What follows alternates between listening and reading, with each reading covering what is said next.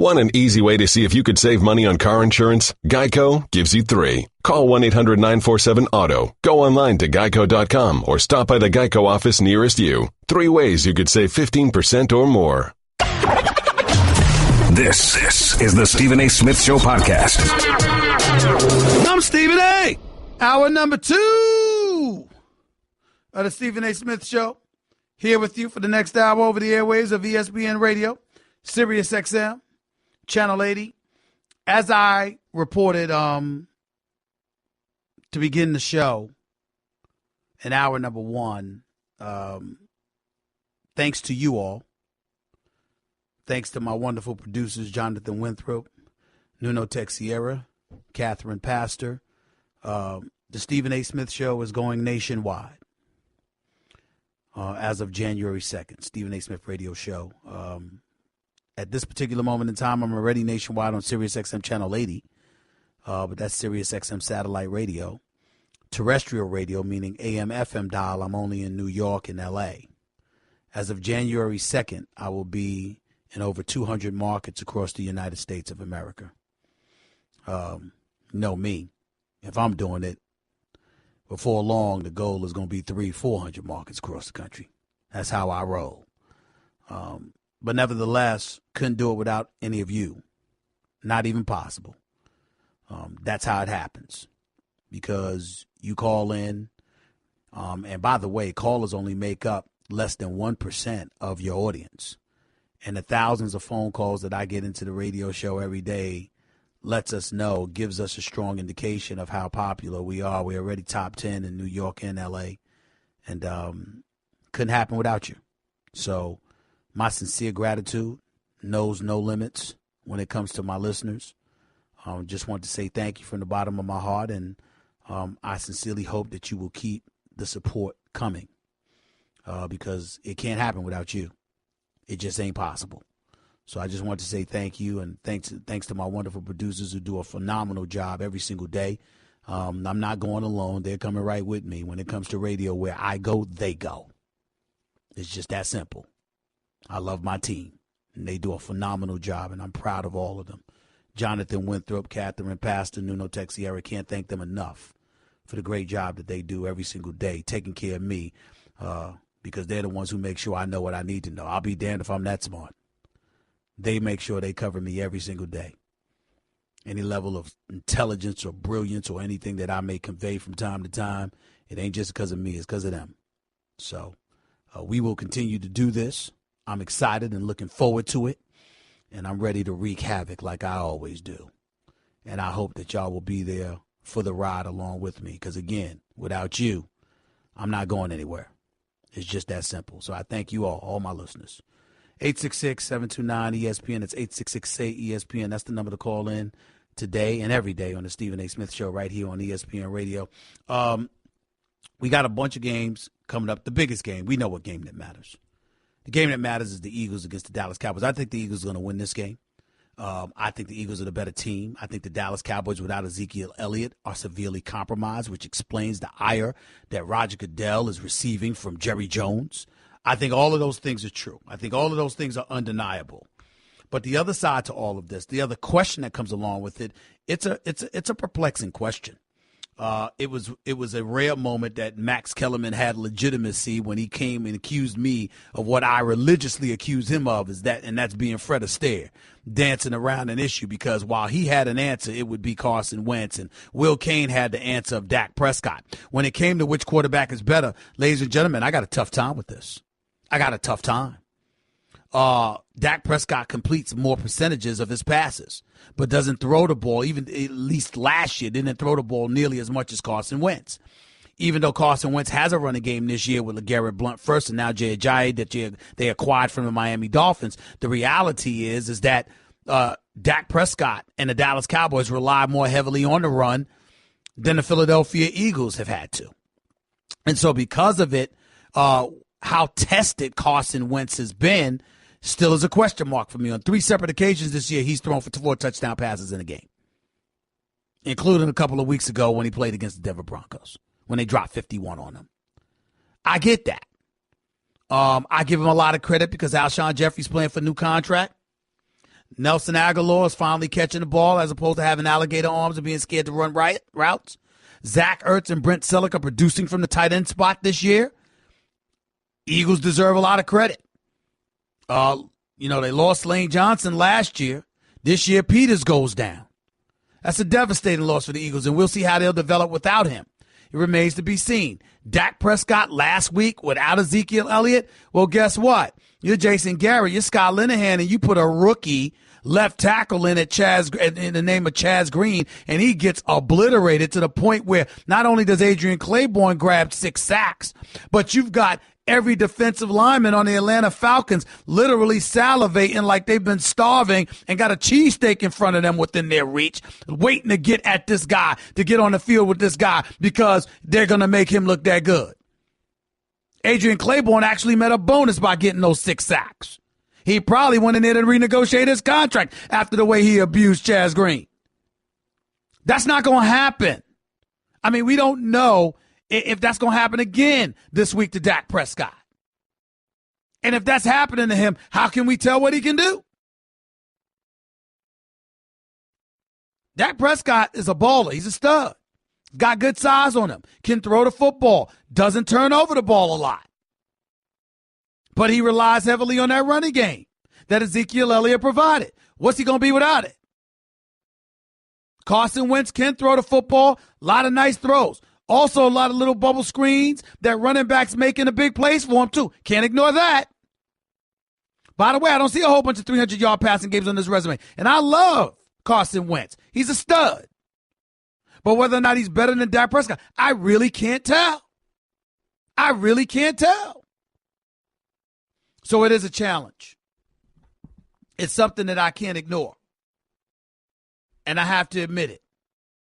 I just have to admit it.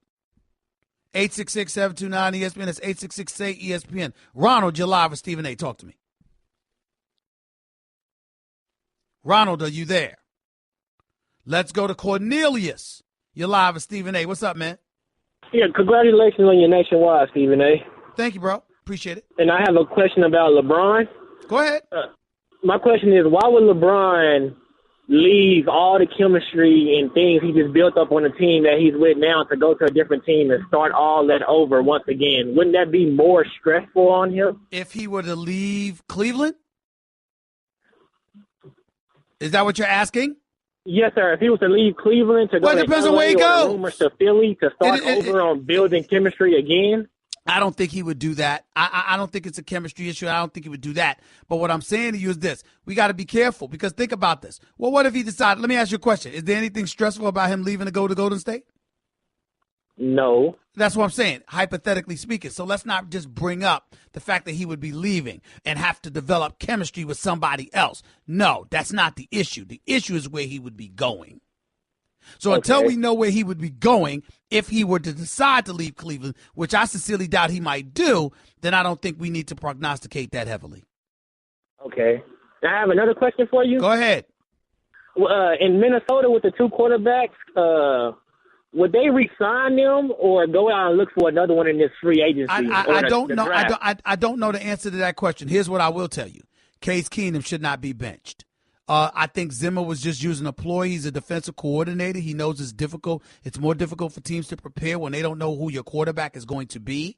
And I think that's why he procrastinated in revealing who his starting quarterback was going to be. But the way Case Keenum has been balling, we all know that Teddy Bridgewater, coming back from that devastating injury from a couple of seasons ago, does not deserve to just come back and be in the starting lineup. Now, there is this love affair with Teddy Bridgewater. Everybody loves him as a person. They just rave about the quality of human being that he is, damn near to the point where it almost brings tears to your eyes. So because he's so beloved, you have a coach that wants to give him every opportunity to succeed. But this is not the time.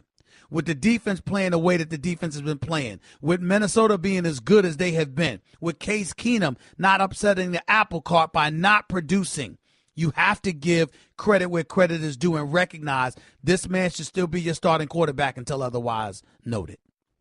Yes, sir. And you don't make that change. I appreciate the call. Thank you so much. Let's go to Ryan. You're live with Stephen A. What's up, Ryan? Hey, congratulations on going nationwide, man. Well-deserved, much anticipated, man. Can't wait to listen to you on regular radio as well. But thank you. My number one thing I wanted to point out was, seriously, you could think of 10 people that could have went before Lonzo Ball. I never think he'll live up to the hype his daddy's ran his mouth about. What do you think? Well, I'm not going to go as far as 10, but I can come up with 5. Jason Tatum, De'Aaron Fox, Lauri Markkanen, Dennis Smith Jr., Donovan Smith Jr., to a lesser degree even Malik Monk, even though you may not have needed Malik Monk because you've got Clarkson in your lineup. So I won't even say him. But those 5 others that I mentioned definitely all look like they deserve to go ahead of Lonzo Ball at this particular juncture. Yes, they do. Do you think he went where he did because his dad kept verbally saying how great he was and he wanted him to go to the Lakers? No, I think that his dad was exceptional at ingratiating him with the L.A. community. That combined with the marginal success UCLA had in terms of getting to the NCAA tournament with Lonzo Ball being a baller, I think the combination of the two things put an incredible amount of pressure on a first-year executive in Magic Johnson. And Magic Johnson is not just a basketball savant. He's a businessman. And he knew that Lonzo was good for business because of the turnstiles that people would walk through at the Staples Center just to come watch him play. And as a result, you had to do something. I'm not saying that Magic thinks the man can't play or anything like that, because the jury is still out on Lonzo, and he's a good kid that all of us are absolutely positively rooting for. But don't tell me that the pressure emanating from the L.A. community did not weigh on Magic Johnson and Jeannie Buss and the Los Angeles Lakers as an organization. Remember, they're not Ballmer. They're not worth billions of dollars. It's not like that from them. Their franchise is worth that money. They'd get that money if they sold the Lakers. But the reality is that Jeannie Buss and the Los Angeles Lakers, compared to the billionaires, they're a mom and pop shop. It ain't the same. And as a result, you got to make good business decisions, not just good basketball decisions. Now, some would say basketball decisions lead to good business decisions because if you win it on a basketball court, everything else will fall in place. The flip side to that is they haven't been winning because of the atrocious leadership of Jim Buss. And as a result, they've been struggling so long, you had to give the locals a reason to be helpful. And I think that played a role in Lonzo being picked. That's still not to say he's the wrong pick, but I think that played a role in him being picked number 2 overall. Yes, I do. Well played. I appreciate it. Congratulations. Thank you. Appreciate it. 866-SAY-ESPN. That's 866-729-3776. Our resident handicap extraordinaire, R.J. Bell, is up next to handicap these games Vegas style, Week 11 of the National Football League season. R.J. Bell up next with Stephen A. on ESPN Radio. Catch the Stephen A. Smith Show live on 98.7 ESPN New York, ESPN LA 710, and SiriusXM Channel 80. You just can't make this stuff up. Weekdays from 1 till 3 Eastern. I just saved hundreds of dollars by switching to Geico. I've never felt more alive. Disclaimer. Geico cannot guarantee you will feel more alive. You either possess functioning respiratory and circulatory systems, or you do not, or you are a zombie. If you are indeed a brain-starved zombie and you would like to save money on car insurance, the Geico legal team applauds your excellent life choices, even in your shambling afterlife. But we strongly encourage you to visit geico.com or download the Geico app. Please stay a minimum of 500 feet away from our large and presumably delicious, delicious brains. Geico. 15 minutes could save you 15% or more. You're listening to the Stephen A. Smith Show podcast. Always good to have my next guest on the line. We're talking Week 11 of the National Football League season, and we always are interested in knowing how Vegas would handicap such things. And who better to talk to than the founder for pregame.com, the exclusive odds provider to the Associated Press, with the Twitter handle at RJ in Vegas. His name is RJ Bell, and he's live with yours truly, as usual. What's going on, RJ? How are you, buddy? Stephen A., congrats on the show expanding. Well, thank you, and we appreciate your assistance. You got a lot to do with it. Thank you so much, and we're looking forward to having you on a weekly basis to handicap these games when we go national. So thank you. Oh, my pleasure. Let's move right. Let's get right to it. Got a few games to get into, a whole bunch of games actually to get into. Let's get right to it. Detroit Lions favored by 3 at the Chicago Bears.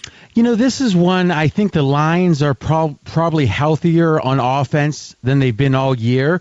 And the defense has been pretty good. Number 11, if you look at the advanced analytics on defense for Detroit. But I don't want to bet them here because Chicago's been good at home.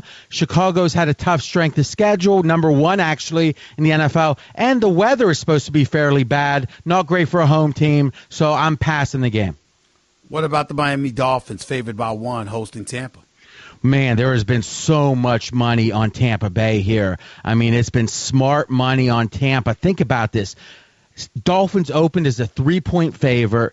Been bet all the way down. Dolphins won, even pick them in some spots. If you look at net yards per play, Miami worst in the NFL. And as a home favorite, Miami horrible. 16-46 as a home favorite. Smart money on Tampa Bay. Talking to RJ Bell right here with Stephen A. on ESPN Radio. Baltimore Ravens favored by 2 at Green Bay. All right, this is one of my best bets of the week. Love the Ravens here. And this is a great trend. Road favorites off a bye. So why does that matter? Well, they are better, obviously, than the team they're favored over, that road team. And with a bye, they have total focus. Because of that combination, these road favorites off a bye, 61-23 against the spread, Stephen A. That's 73% winners. Baltimore's in that category, even better. Harbaugh off a bye, really, really good. Best bet of the week, Baltimore. Interesting. This is one of the games I can't wait to get my hands on, man. Let's go to the you know what? I'll get to the Giants in a second. Minnesota favored by 2.5, hosting the Los Angeles Rams. Now, we always talk about it. Home team, home field worth 3 points. So this is saying the Rams are slightly better than the Vikings because Minnie's only favored by 2.5. But this might even be disrespect for the Rams. Check this out. Rams are only the 4th team in the last quarter century to win their 3 prior games by over 90 combined points. Those other teams, Peyton Manning's Colts, Russell Wilson's Seahawks, Tom Brady's Patriots. And now Jared Goff's Rams. I like the Rams here. Really? I do. Do. I mean, you like them or you like them to win this game? Well, listen, if I'm getting 2.5, they better win most of the time, right? But you're going to have the occasional times they lose by 1 or 2. But I tell you, Stephen, I think if you look at this Rams team, everyone's thinking, oh, it is Goff, right? Well, their defense is better than their offense. And the Rams special teams is the best in the NFL. I just feel like the young coach McVay has come in, and this team is playing like a Belichickian team. And to me, we know how good Belichick is. Chiefs favored by 10 at the New York Giants. I would like to say, is that a bit too much? But then again, we're talking about the Giants. Plus, you got to wonder about team motivation. I mean, you're pretty close to the Giants and the New York market. I mean, do you think this team has given up on them? On McAdoo? Yes, I do. Absolutely. I think they have tanked it on McAdoo. I think they can't wait for him to be gone. I think a lot of people agree with you, and a lot of people know about Andy Reid off a bye, regular season off a bye, 16-2 straight up, 14-4 against the spread. Well, that might point to Kansas City, but I think it's priced into this number. I mean, double-digit road favor. First time Kansas City has done that since 1992, and it's only the 3rd time in 30 years the Giants have been a home dog of double digits. By the way, last time, the undefeated Patriots coming in back in 2007. I'm going to stay away from this game. I don't want the Giants, but I don't want to lay doubles on the road. Why stay away from a game? Give my viewers an insight to why Vegas would elect to stay away from the game. Well, what's the motivation behind that? Now, here's the thing. Vegas will take a bet on every game, but you've got to lay 11 to win 10, right? The vig, the juice. I have to lay, so the sports books, if they win half the time, they win money, right? Because they're getting plus money. If I win half the time or your listeners win half the time, we lose money. So I think that's one of the edges bettors have is they can be selective about the games they're going to risk money on. Texans favored by 2 hosting Arizona. A lot of serious professional money on Houston here. Remember, Arizona opened up a 2-point favorite in this game. Now Houston is a 2-point favorite, and quarterback Gabbert is the main reason. Our guys say about 2 points worse than Stanton. Imagine that, right? Worse than Stanton. Texans, smart money on them. Lost all faith in the Cleveland Browns, and I love me some Hugh Jackson, but my Lord, Jacksonville's favored by 8 at Cleveland. Do you think, because I tell you this, as a Steeler fan, when Jackson left Cincinnati, I felt like, wow, the Browns might have finally got a good coach. But now I'm looking, I mean, do you blame him for any of this? Or is it still, I mean, can you really be at the end of your second year and not get blamed? Well, you can't absolve him, man, when you only got 1 victory in 2 years. That's my point. I mean, if no matter how awful you might be from time to time, I mean, at least get about 3 victories a year. All right, well, listen, let's hope for one this week because I have bet the Browns again, and here's the rationale, is Cleveland on offense, they actually run the ball pretty well. They can't pass worth a lick. Well, Jacksonville is great against the pass on defense, but number 30 against the run. So I think the Browns are going to be able to run. Now let's flip to Jacksonville on offense. They are a running team, right? Because Blake Bortles is the quarterback. The Browns have the second best rush defense in the NFL. I think it's a perfect matchup for the Browns. They are still the Browns, but I'm taking a shot. Browns plus 7.5. Let's go through these last few a bit quickly. New Orleans favored by 8, hosting Washington. Both the sharps and the squares on the Saints, and I'll give you the trend of the week. Saints at home, when they have a winning record, so the crowd's into it in theory, 17-2-1 against the spread. I lean Saints. Chargers favored by 4.5, hosting Buffalo.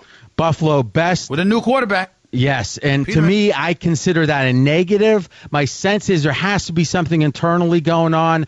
I don't like the Chargers' home field. It's the worst in the NFL, but I still would lean towards the Chargers here, favored by 4.5. Denver favored by 2.5, hosting Cincinnati. How bad have the Broncos been? They've lost 5 straight games by double digits.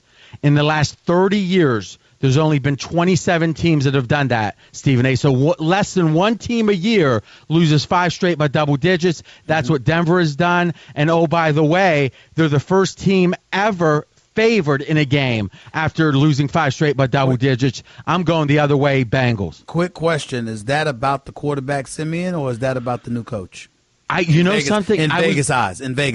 It's Vegas doesn't like the new coach, but certainly it's been about Simeon and Osweiler, even more. Patriots favored by 7 versus Oakland in Mexico City. I love Belichick. I mean, Vegas loves Belichick. We got a guy in town, great NFL guy. He calls him the genius. And I love the way they stayed in Colorado. The Patriots stayed at altitude to get ready for this because, remember, Mexico City is at 7,000 feet. I think that's the edge. I like Patriots. I hate the fact that a game of this magnitude, knowing the home fans of the Raiders with the Patriots playing against them, that it wasn't in one of the other's respective city. A game like this in Mexico City just bothers me, but that's me. Philadelphia Eagles favored by 4.5 at Dallas. Public and pros on the Eagles here, and I think the biggest factor in this game is Sean Lee, the linebacker. Quickly, when he's on the field against the pass, the quarterback rating is 85. When he's off the field, the opponent quarterback rating 107. Against the run, when he's on the field, 3.5 yards per carry. That's above average. When he's off the field, 5.5 yards per carry. Sean Lee, so valuable. I lean towards the Eagles. Last one, Seattle Seahawks favored by 3, hosting Atlanta. Now, we always say home field is worth 3, but not in Seattle. There's a handful of places it's worth even more. Seattle's home field is 4 or 4.5. When they're at home in a competitive game, so they're not favored by more than a touchdown, 30-12 against the spread. They're great on Monday Night Football. The wise guys, probably more of them like Atlanta here. I disagree. I like Seattle laying only 3 points. Which is a big deal, which Richard Sherman out for the season. Earl Thomas' status up in the question is a question mark, along with Dwayne Brown being a question mark as well. I hear you, R.J. Bell. I hear you.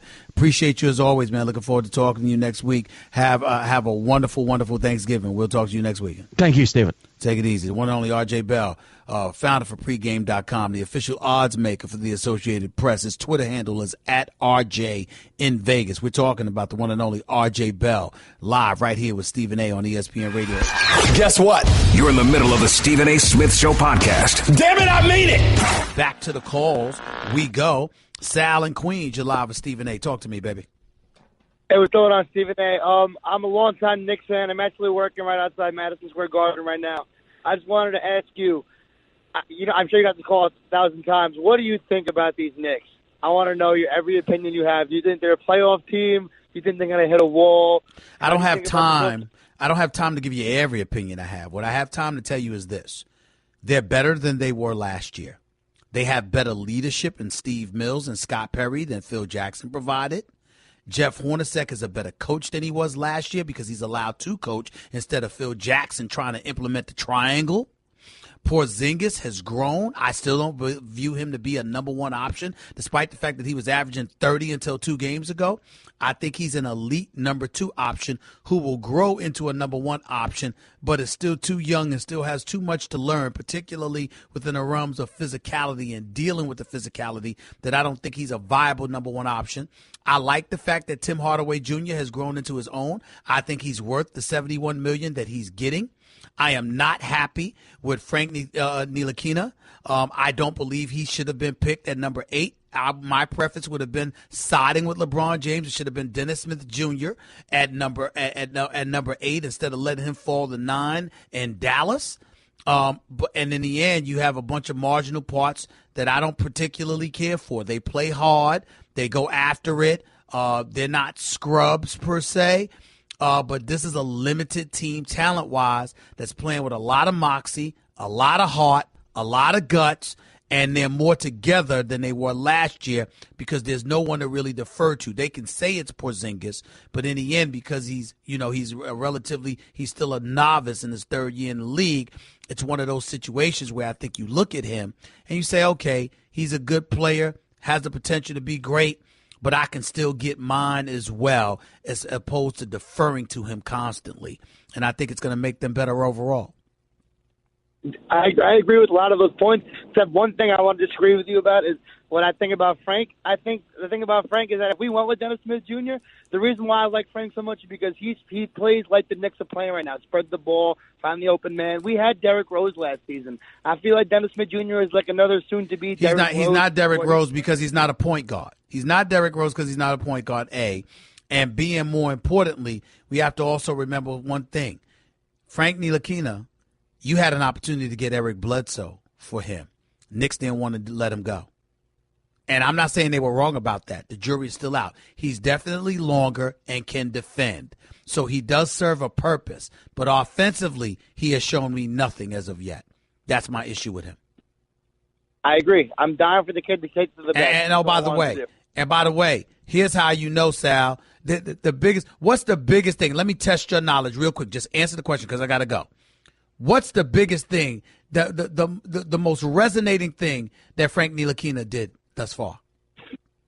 He got 6 steals. Or he got into a conversation with LeBron James. That's right. He shoved LeBron James. That's it. Nothing else has moved you, nor me. That's my problem. Appreciate the call. Ken in L.A., you're live with Stephen A. What's up? Hey, Stephen. Talk to me. Stephen. Congratulations again on going nationwide. Thank you. I wanted to weigh in on the Lonzo Ball situation. By the way, let me teach you how to be a better radio, a better radio guest, a better radio call. Okay, just come out and get right to your point. If I'm talking about a particular subject, you ain't got to tease about telling me you want what you want to talk about. Just say it. Okay. Go ahead. I think that the Lonzo is not scared. He's playing kind of passive right now. He's not the player that the Lakers were expecting, I think, and that's not because of his own fault. It's because of the players that are around him. I think that the players around him are kind of selfish, and they are looking to be named NBA players like Clarkson. Clarkson's a good player. Don't get me wrong. They got a lot of good players, but it's just not the fit for the Lakers at this time. Because I think back in the day, we used to start off a team with a good big man. I think nowadays it's the opposite. You're going with the point guards now. And you have to get players around Lonzo Ball that fit his game. Right now, they don't have a bunch of role players. They have a bunch of me. I want to score. I ain't gonna lie to you, Ken. You sound ignorant. Forgive me for saying that, but you sound ignorant. Here's why. Clarkson's been in the league for years. He is what he is. He's been playing that way long before Lonzo Ball ever arrived. Julius Randle is a young talent. Brook Lopez plays the way. I don't see anybody doing anything extra. What they're doing is what they were hired to do. The Lakers brought these guys to Hollywood, to Tinseltown, to do exactly what they do. Julius Randle ain't playing no different than he's always played. Brook Lopez ain't playing no different than he always played. Kentavious Caldwell-Pope ain't playing no different than he's always played. So the point is, you got to notice when you're assembling personnel. It's not like they're out of character doing things that they normally didn't do. Tell me one player, Ken, that's doing something you've never seen them do. None of them, but Magic didn't assemble this whole team. Well, excuse me. He's the president of basketball operations. He inherited the team. He brought Kentavious Caldwell-Pope here. Ingram was here. Larry Nance Jr. was here. Okay. You drafted Kuzma. You drafted Lonzo. You acquired Brook Lopez in the offseason with Pope. Those guys play how they've always played. My only point is to sit up there and say it doesn't mesh, it doesn't work, that's fine. But to say that they're being selfish, I'm not going to accuse them of that. They're playing their game. That's how they play. You knew that when you brought them here. No, Alonzo, they're showcasing themselves off the team right now. They're going to be good trade bait for later on. Clarkson, what's the big kid name off the bench? Which one? Which big kid off the bench? I'm talking about the power forward, Randall. He's off the team, man. Julius Randle. Man. They couldn't give him away in the summer. They couldn't give him away. They tried. They couldn't give him away. Nobody would take him. Pelinka was calling everywhere. They wouldn't take him. Wouldn't take him. Appreciate the call. Thank you so much. I told y'all that weeks ago. Couldn't give him away. 866-SAY-ESPN. Your calls to close out the show in a minute with Stephen A. ESPN Radio. Guess what? You're in the middle of the Stephen A. Smith Show podcast. Damn it, I mean it! Let's go to Wendell in L.A. You're live with Stephen A. What's up? Hey, Stephen A. Like that James Brown, man. Hey, I just want to talk about how these championship teams are turning down their opportunities to visit the White House during this current administration. Go ahead. Say what you're going to say. It's crazy because it seems like this administration has taken the luster off of the opportunity for these people to go, What do you mean it seems? It has. LeBron James said it best. I don't approve of him calling the president of the United States a bum because I think that we all need to refrain from name calling, no matter how tempting it is, because it dilutes the potency of our point. But it is important to recognize what he said. It was always an honor to go there until you arrived. Exactly. This is how people feel. But keep in mind, this is America. So he ain't staying in there forever. Somebody else will be in there eventually. Yeah, just showing everyone's disdain for this current administration because in the past, people would go regardless of party affiliation. Not everyone. The hockey team, the NHL Stanley Cup champions went there.